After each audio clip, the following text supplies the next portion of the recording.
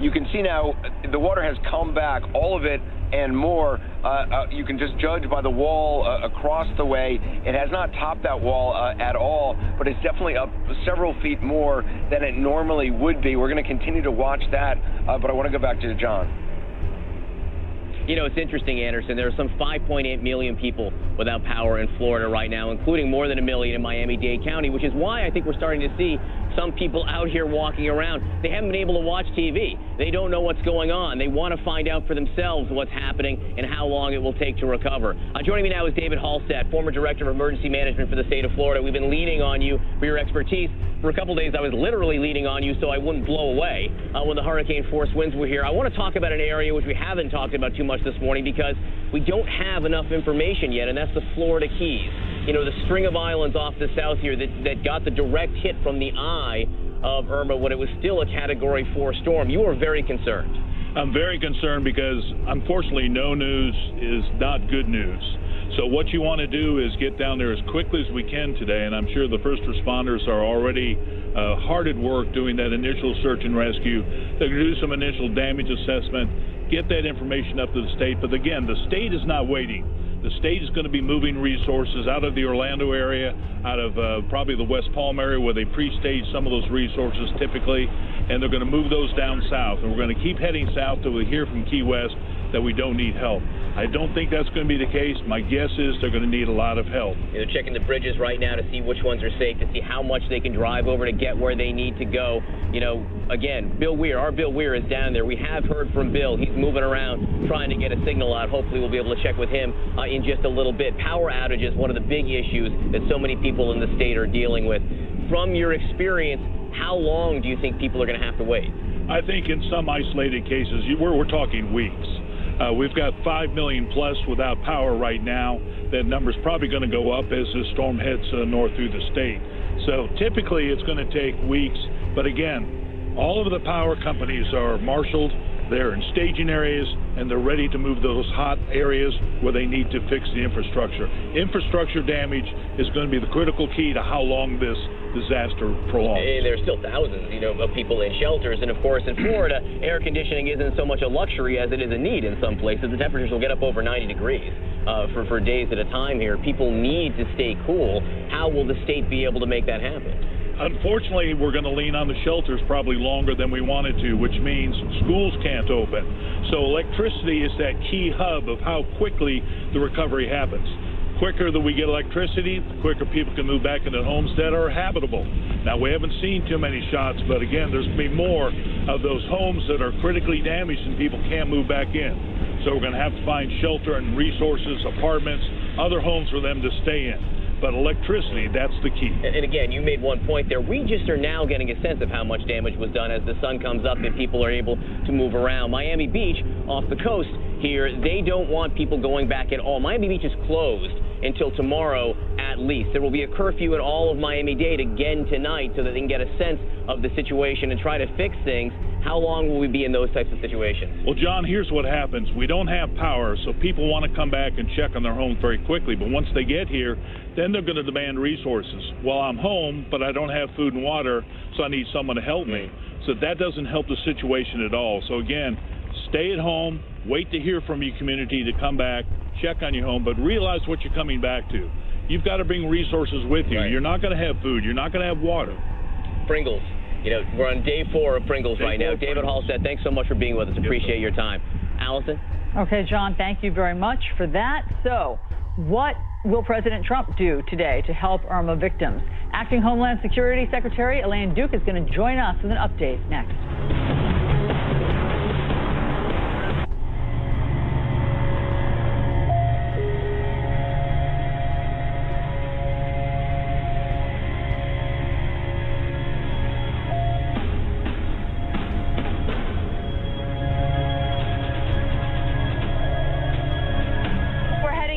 Where they were attacked on Tuesday. We're getting new details of how the terrorists operated. This town is completely blanketed in ash. It's hard to breathe. This can't really be happening. This shot tells the story. Pope Francis will make his way to this path. The live shot is ready. Stand by in 3, 2. What did you uncover following developments in Nigeria? What was just announced? Let's just talk about this ISIS attack. Hi, Robin. Hi, Robin. Robin. That's right, Robin.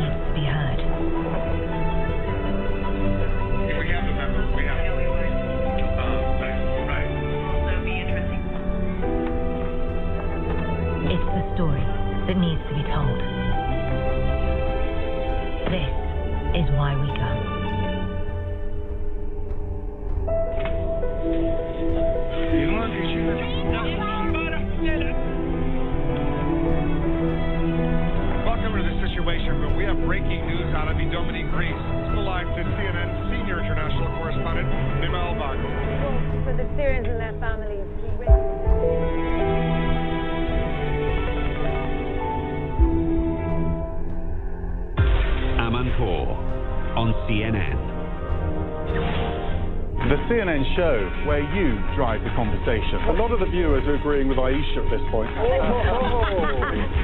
Join me, Max Foster, and our panel of guests for a lively discussion on the political stories that you want to talk about. Don't believe everything nothing the British say. Have your say on Facebook Live. One of the viewers has just been saying it feels like a reality show over there. Your questions and comments live from around the world. CNN Talk with Max Foster, Friday on CNN. The markets of the Middle East are some of the most important in the world today, with opportunities around every corner and development that never seems to stop. The Middle East is investing in its future, establishing new relationships every day. But what does the next decade look like for these emerging markets? I'm right in the middle of it, bringing you the answers and analysis you can only get on CNN. Marketplace Middle East, Saturday on CNN. I'm Eleni Jokas, and this is CNN.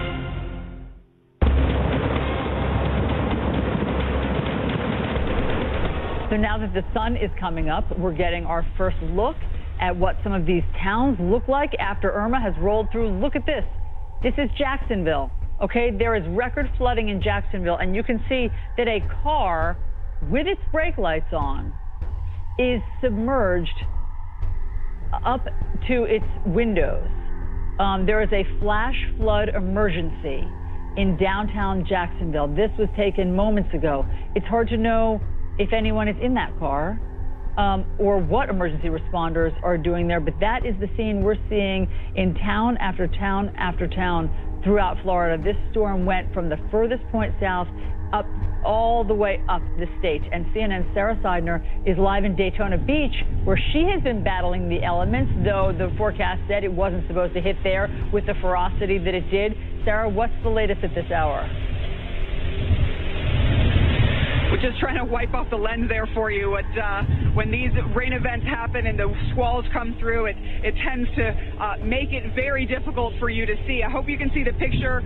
It is still very cloudy, and there's still plenty of wind. The rain has subsided, which is a nice change after hours and hours of heavy rain and wind gusts. The wind gusts are still coming, but it's calmed down significantly. We were here about 4 o'clock, 4:20, and the wind was at its peak.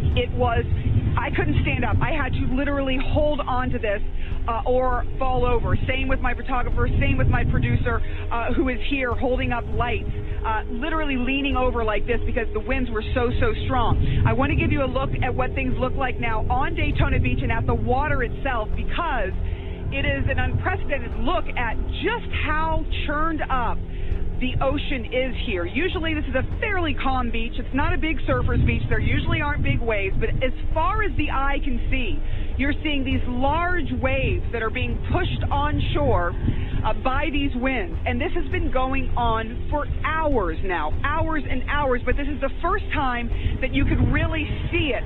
As we could see just little glimpses of it, now we're really seeing it. Now we're going to toss it back to you, Allison, but angry seas here, and we know that 20 to 25 people have been rescued because of flooding. Oh my gosh.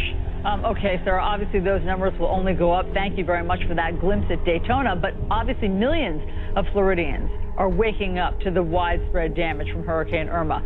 Of course, it made landfall the furthest southern point, that's the Keys, and then it continued north, tearing through the entire state. So let's get the latest on the federal response and President Trump's plans with Department of Homeland Security Acting Secretary Elaine Duke. Secretary Duke, thank you so much for being here. So tell us what the response will be today from Washington and the White House. Good morning, Allison. Before we start with that, I want to remind everyone that today is 9/11, the 16th anniversary of losing 3,000 Americans to terrorism. And just as our first responders at the federal, state, and local level are helping with the hurricanes today, they were there then, and we lost some of our beloved citizens. In terms of the federal response to the hurricane, we do have flying weather in southern Florida this morning, so we will be out doing search and rescue and supporting Governor Scott as he begins to assess the damages in the state of Florida. I know that yesterday President Trump said that he planned to go to Florida. Do you know when and what he hopes to do there? Well, it's important that we first focused on search and rescue, which we'll be doing today with some air and land assets. I think we'll send administration officials down later in the week when it is safer and the focus is off the search and rescue. It's important that every asset be on search and rescue right now, especially in the southern parts of Florida and the Keys. Do you have a sense of how enormous that search and rescue effort is going to be? Do you have a sense of how many people are trapped in bad situations? We do not now. Today will be our first time to get a glimpse of it. We do have flying weather, and as the sun rises, we'll be able to take a look at the Keys, especially where we have the most area of concern. And so what will the federal response look like? In other words, are you sending more troops? Have you already sent troops there for search and rescue? Give us a sense of the scope. Sure. We get our tasking from Governor Scott, so he will tell us what the state of Florida needs to support. But we have pre-positioned assets in terms of planes, boats, people, meals, water, tarps, whatever's needed, and additional supplies for the shelters. We have about 200,000 people in shelters right now. So we are pre-positioned to provide whatever support that Governor Scott needs. Okay, so 200,000 people in shelters. We understand from the latest numbers that something like 5.7 million people are without power. What's your biggest concern at this hour? As I said, search and rescue is number one, and then restoring power. We have also heard that about 5 million people or a little over are without power. Some of those were planned shutdowns to avoid damage, so we're hoping that we'll see some power restoration quickly. And very quickly, because we started with 9/11, and it is just hard to believe that it's 16 years later. Sometimes it feels like a lifetime ago. Yeah. Sometimes it feels like just a few years ago. Can you just share your memories from that day and how you're feeling today? The memories from that day was the sadness, but then also out of the sadness came the United States coming together in a sense of community and pride that is just something we should treasure. And I see with Hurricane Harvey and Hurricane Irma, we're seeing the same thing. People, not only the first responders, but just citizens and charities and communities coming together in the love and compassion that really is one of the founding principles of our country. And I think we should hold on to that as we continue to face terrorism and natural disasters in our country. You're so right. I mean, that really is the silver lining that we see during catastrophe, is just the humanity that comes out. Secretary Duke, thank you very much for being with us today. Thank you, Allison. Let's get to John Berman, who, of course, was weathering the storm. John, I was worried about you yesterday. I thought you were going to be blown backwards into the drink.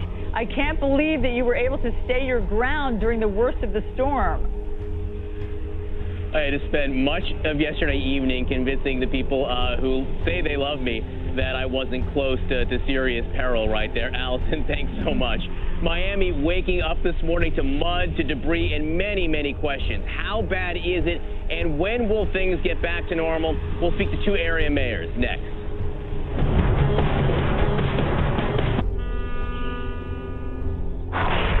This is the place you can enjoy your life. Enjoy your life. Enjoy your life.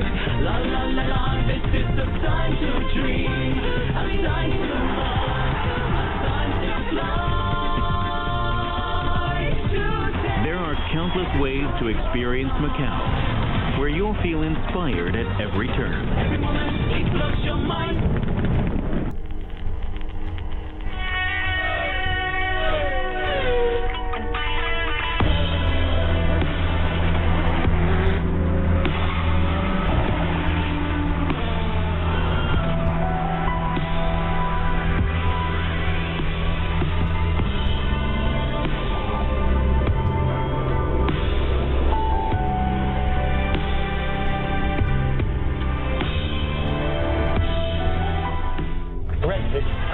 America first. CNN has the man to cut through all of this noise. I'm Wolf Blitzer in Washington. Wolf, tonight on CNN.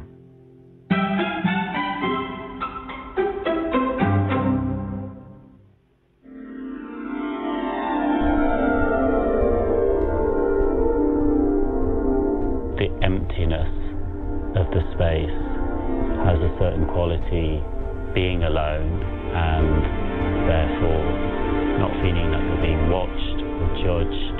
I think you're just free, you're just able to be and do what you want. There's 20 years worth of clothes here, and it's a great place to kind of see where we have come from and what we've achieved and use as a source to build the next step of our journey.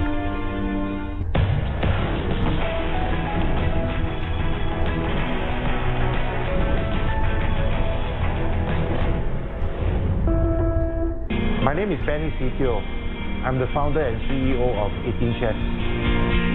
We have a social mission that is to help to integrate ex-offenders into society. At this very moment, 50% of my workforce are ex-offenders.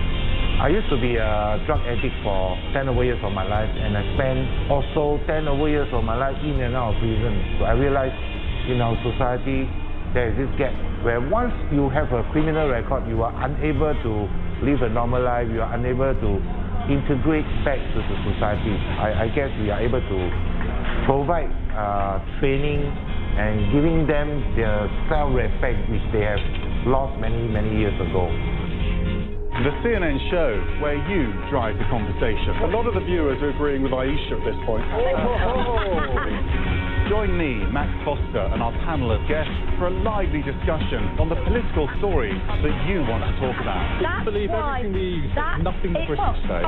Have your say on Facebook Live. One of the viewers has just been saying it feels like a reality show over there. Your questions and comments live from around the world. CNN Talk with Max Foster, Friday on CNN. I'm Aisha Sase in Los Angeles. This is CNN.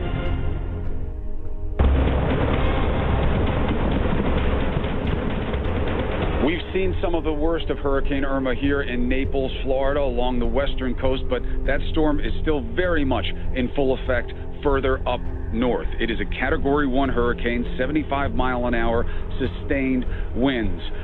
That is a big deal. In Jacksonville, they've reported more storm surge than they've ever had before. breaking a record that was set way back in 1964 by Hurricane Dora. So the situation's still very real on the beach in Jacksonville, Daytona Beach, places that weren't even supposed to get hit by this storm. And that's a very meaningful reminder about us. We're going to take you into the places where this storm has happened. You should know that already they have seen 5.8 million people now losing power. We're joined by Allison Camerata in New York. Anderson Cooper is in Tampa. John Berman is down in Miami. And John, the story has been about flooding and duration of exposure to this storm. That's right. And this morning, people really are waking up, Chris, and wondering how bad was it and when will things get back to normal. Joining me now, two mayors from the area. The mayor of Miami Beach, Philip Levine, joins me right now. And on the phone is Josh Levy of Hollywood, Florida. Let's start with the nuts and bolts, mayors. First of all, give me the damage assessment in Miami Beach. Well, Miami Beach and Miami, I would say we didn't dodge a bullet. We dodged a cannon. So right now in Miami Beach, we have trees down, we have electrical cables that are down, we have a couple of gas leaks. We have fire rescue, we have our public works, we have crews in there right now clearing out all the roads to make it safe for our residents to return to the Barrier Island. And to be clear, you don't want anyone back until tomorrow. John, we need their patience. If they came back now, they wouldn't be able to drive and it wouldn't be safe for their families. We want to be able to clear it out. We need their patience until tomorrow as fast as possible. And no one on the streets at all. A curfew still in effect. Curfew's in effect. All right, Mayor Levy, how about to you in Hollywood, Florida? We spoke on the phone yesterday in the heat of the storm. The wind was blowing at 90 miles an hour where I was, where you were. How were things this morning in Hollywood? So similar to Miami Beach, we're in a circumstance where we're still under curfew and that public safety and public works crews and our contractors need to come in there and start clearing roadways. We're a city of 150,000 people, lots of roadways, 30 square miles, almost every power light, traffic signal is out. So there's a variety of hazards out there. We're working at full speed to create the opportunity for people to get to work, but it's going to take a little bit of time. We still have to assess the damage ourselves in order to better direct the public. Mayor Levy, what message do you want to deliver to the people of Hollywood right now? What do they need to know as they sort of walk through this debris, or maybe just look at the debris, hopefully not walk through it just yet? Right, well, this whole storm has been an exercise in patience, both leading up to the storm and then sitting the storm out, and now for the recovery. I'd like people to continue to be patient. It's going to be stressful for a lot of families to be without power, without being able to keep food, cold. So bear with us. We're working with the power utilities to estimate when we can restore power. There's a conference call of mayors with Florida Power and Light at 1:30 p.m., and we'll update you after that. So, Mayor Levine, you, before this storm hit, called it a nuclear storm.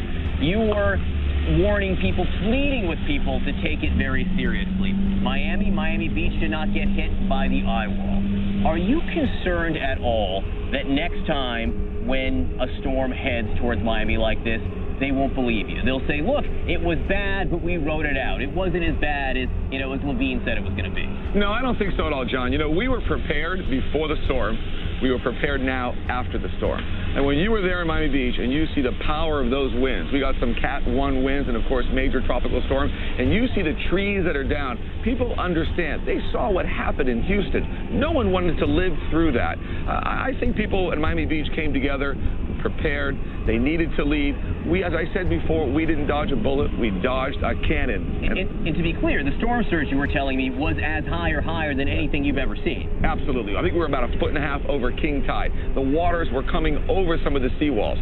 Thank God, in the areas that we actually were spending about $500 million, we raised roads, we put in pumps, we had generators there, they all kicked in. We were able to keep the water back, so that was a very positive eventuality of this disaster. Now, of course, areas of Miami Beach where we have not improved yet, we saw there was some slight flooding, but overall, when it came to flooding, when it came to storm surge, Miami Beach weathered this fantastic. That's fantastic news. Mayor Levy, up in Hollywood, people are wondering about the airports. They're wondering about the airport here in Miami, closed today, not sure if it will open tomorrow. You have the Fort Lauderdale airport up by where you are. Any word yet on operations there?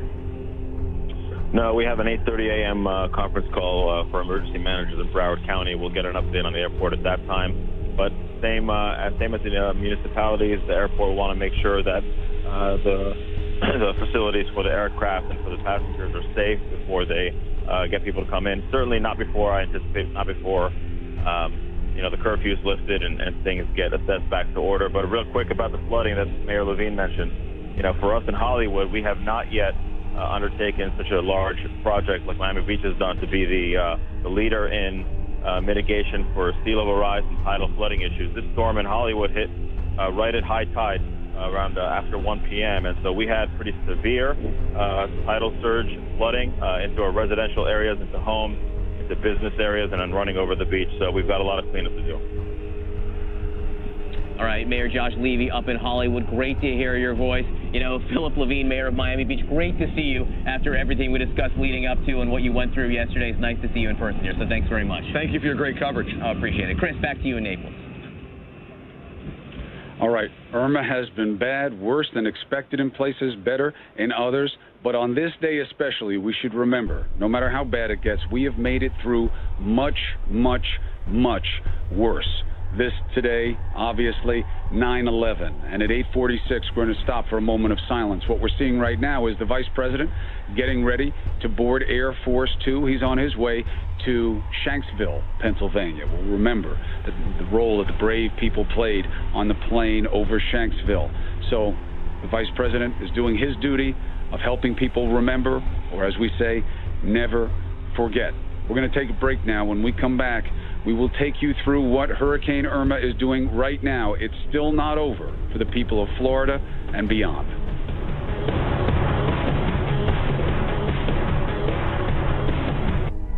Sky Park has been called a ship. It's been called the skateboard, sort of floating up there. Sort of magical, it defies gravity.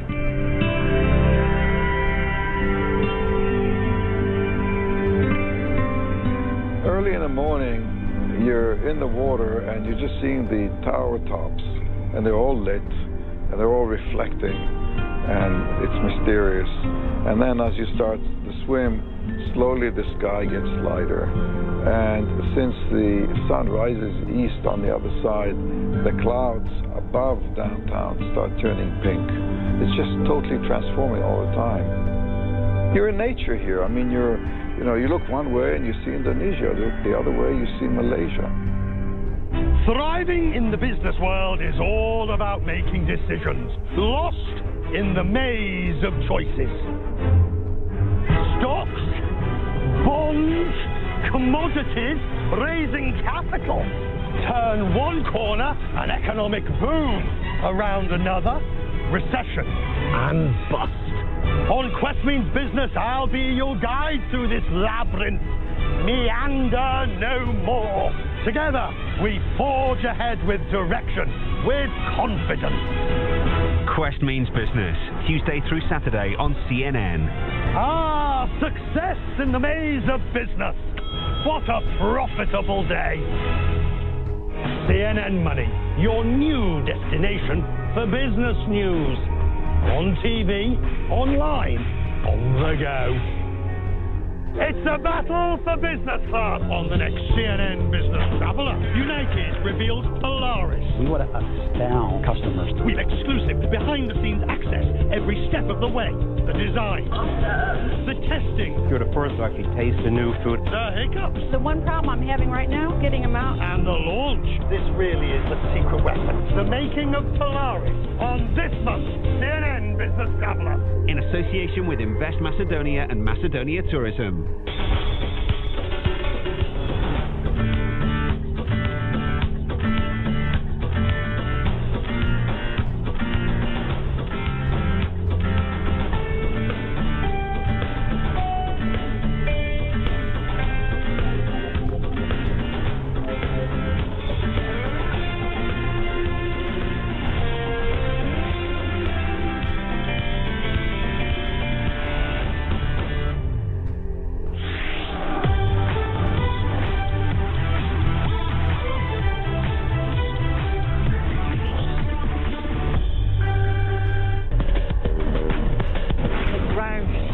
With the roar of those warplanes, the military hub of Russia's air war. Are your forces ready to move forward in this battle against the Taliban? US and Iraqi forces are now massed in and around Najaf against the Mehdi army. The awesome power of the tsunami struck this country hardest. Let's go together to the hottest places in Tripoli. You might be able to see him in the corner there. He's got a Kalashnikov. He's got two Kalashnikovs, in fact. You think that period of post-war calm has come to an end? I think no. Well, there's been a lot of speculation about where the Russian troops are. Well, here they are. This is part of the bomb. Russian letters. From all the Russians I've been speaking to out on the streets, that relations between the United States and Russia are going to warm up. Matthew Chance, CNN Kiev, in northern Afghanistan, at Najaf, in the eastern Mediterranean, Perugia. I'm Matthew Chance in Moscow, and this is CNN. I'm David McKenzie on the Toby River in northern Botswana. This is CNN. And welcome back to our continuing coverage of Hurricane Irma. Here in Tampa, people are waking up as light has come. Some 650,000 people or businesses lost homes or businesses lost power at the height of this storm last night. But they are waking up to a much better reality than I think many went to bed fearing. This city, you heard the official from Miami saying that city dodged not a bullet but a cannon. The same could probably be said here of Tampa. The storm surge anywhere from 1 to 3 feet. Officials are still trying to assess the level of flooding in parts of Tampa, which has problems with flooding even in heavy rains. So flooding is not anything really new here. The extent of it at this point is not known. Clearly, those people without power, it's going to be difficult days ahead for them until that power is restored. But a lot of parts of Tampa, this area here by Riverwalk, able to have power. We see some potential spots of flooding over there where the water on the Hillsborough River has been rising. But I want to go to Marco Island, which is south of Naples. Robin Sharp-Brown rode out the storm on Robin Island. She joins us now. Robin, first of all, how are you doing? How is the neighborhood around you? How is your house? Good morning. My daughter and I are doing fine. We actually live in a different area on the island. We're further above sea level. But we were afraid with the winds coming in, so we moved to my mother's condo down by the river, which had just been redone with new windows and hurricane shutters. So we came down here, and the building, a building has had some very bad structural damage. The surge here wasn't as bad as it was on other parts of the island, but the winds were definitely horrific. Yeah, I mean, there's been so much concern about Marco Island. I mean, I know a lot of officials were very concerned about everybody who was riding out the storm there. Talk about that wind, because, I can't imagine what that was like for you when you're in your home. Did you lose power? And, we had our cameras up, Chris Cuomo in Naples, which is north of Marco Island. I mean, that wind was just incredible, 140-mile-hour gusts at times. Yeah, it was awful. We went to an interior room and sat it out, but we could hear glass shattering everywhere. And after today going downstairs and looking around, I mean, it wasn't just glass, it was concrete moving, boulders over, like walls gone, and lanais blown out. It's awful. It's like a war zone here, and I don't know how our home is. My husband's a police officer on the island, so he's been bunkered up at the Marriott, and he's trying to get out today to find out how our home is. But yeah, the winds were awful, and they went on forever, it seemed like. We finally got into the eye of the storm and had a relief, and then I was dreading the second wall, and luckily enough, it seemed to have maybe the angle that we were at on the river. We didn't get the winds as bad than the second wall. Robin, we talk so much about the first responders and the difficult job that they have, particularly, when power is out at the height of the storm, whether they can make rescues or not. To talk to you, we get the other side of that story, which is the families that they leave behind, who are left, while your husband is out there working and in position. You're there to deal with the situation. What's it like now? I mean, I assume are you without power now? Yep, we're without power and water. I did speak to him this morning, and he said the first thing they're trying to get on right now is the water, and then they'll work on the power. I guess the crews are in place to do that right now. I don't know how many people they had to rescue, in all honesty. I know there was at least a couple of families. One family we heard about was in their house and they lost their roof, and they had to be rescued. But I think they were able to get out during the eye of the storm and get to safety. So, but I'm sorry, I don't know about any other responses that they did. Well, listen, Robin, we're just glad that you're doing okay, and obviously we're going to continue to check in with you. Anything we can do, please let us know. Robin, I really appreciate your time, and please give our best to your husband and thank him for all that he is doing, and all the first responders, really all throughout the state of Florida. I mean, the response has been extraordinary. We've been talking to law enforcement, fire officials all night long, who are up just around the clock assessing damage, and that is what they're doing. We're seeing a lot of police cars in Tampa now. Our coverage continues of Hurricane Irma. This is CNN Breaking News. Hurricane Irma still in full effect, still hitting parts of Florida. A Category 1 hurricane now, sustained winds of 75 miles an hour. Gusts are higher in places. Jacksonville, Orlando, Daytona Beach, places that were supposed to see nothing or very little, getting hit and hit hard. Jacksonville reporting that it's had more storm surge than ever. A historic mark since 1964, Hurricane Dora. That is the wrong kind of history.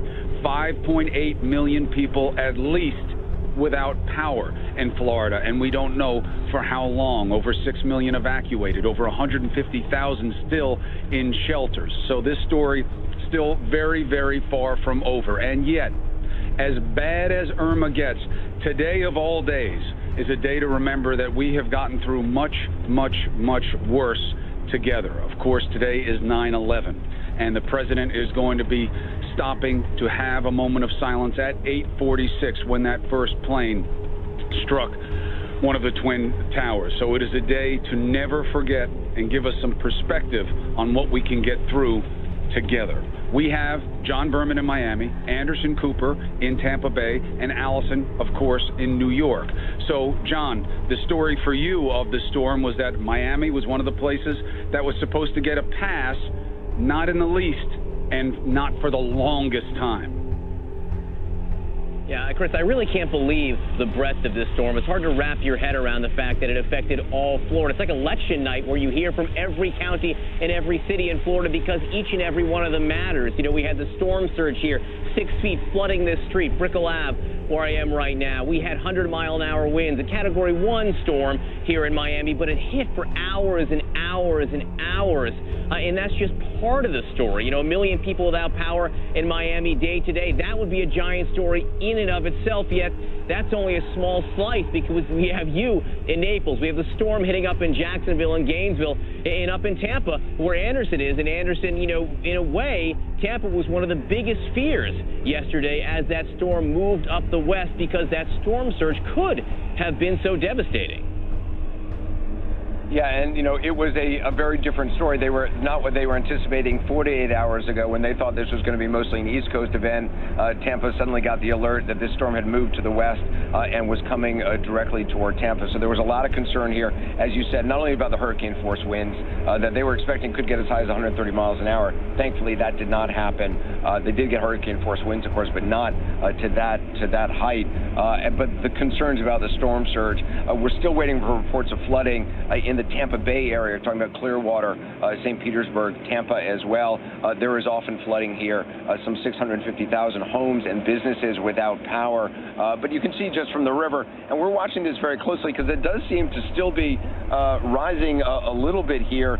It has not topped the banks over there. That's one of the markers that we've been watching. But, you know, when the water was moving out, during the early part of the storm, in that counterclockwise movement of the storm, when it was really hitting you badly, John, The winds were sucking all this water out. It had dropped about 10 feet or so, so all that water has filled back in now, but we're still waiting for reports of flooding. Definitely seeing police vehicles moving around. They're trying to assess the damage. There's still a lot to learn about what has happened here, and folks are just waking up, obviously. There's still bands of rain, bands of light wind, nothing severe, just kind of irritating, unpleasant, particularly for those people, John, who have lost power. Well, also, Anderson, it makes it harder, and John knows this as well, makes it harder for people to get out there and do the work of search and rescue. You know, that's what this residual weather is doing. But that's, you know, where we are, in the parts where we are, that's the story. Here in Naples, it was about the gusting wind. That was a very big deal. I had never seen anything like that, let alone stuck my nose in it. But the damage wasn't as bad as could have been feared, and the storm surge wasn't as bad. And yet, we saw drone footage, and they haven't even been out into some of the parts of Naples yet. There's going to be a lot of flooding, a lot of homes that are affected. So let's bring in Chad Myers. This storm was longer, stronger in duration than they could have ever imagined, and not over yet, although we do have an update.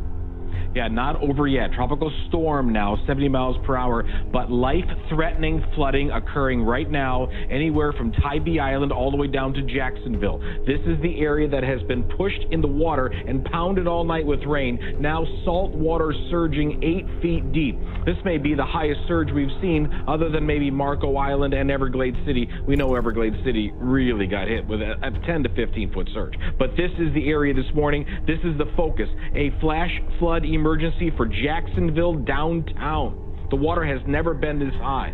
Hurricane Dora, 1964. It was a foot lower than it is right now, and it's still going up. For Tybee Island and for the Savannah River, it was 12.4 in Matthew. It's going to 14.4, 2 feet higher than Matthew because of the way the surge is working. Now, eventually it moves to the west of Atlanta. All of Georgia, South Carolina will see wind gusts above tropical storm force today. That will still bring down winds. That will still bring down power lines and trees.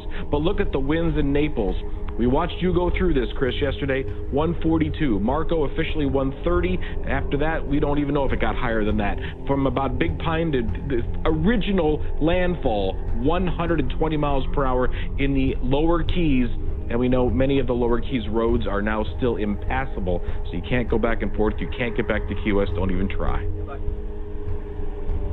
Well, it's also one of the reasons that, as much as we appreciate the opportunity to do this kind of broadcasting and reporting, I can't wait to get off camera and try and get down to Marcos Island, see what's going on there. We've been talking to people from there. Everglades City, too. But can we get on the island?